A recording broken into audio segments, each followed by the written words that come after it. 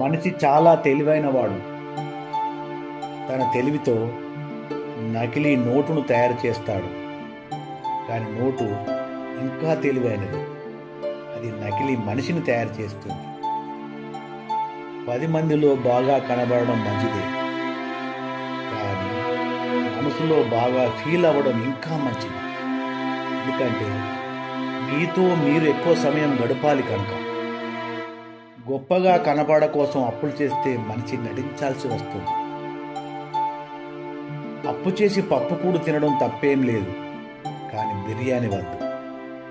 ప్రగతి కోసం అప్పు చేయవచ్చు.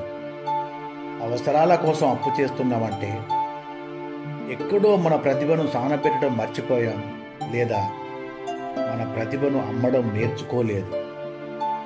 టాలెంట్ ఉండడమే కాదు, టాలెంట్ను అమ్మే టాలెంట్ను కూడా మనిషి అభివృద్ధి చేసుకోవాలి. సంపాదిస్తున్నంత కాలం అందరికీ మీరు ఆత్మీయులే. ఒక్కసారి మీ సంపాదన ఆగిపోతే మీ ఇంట్లోనే మీరు పరాయి వారవుతారు.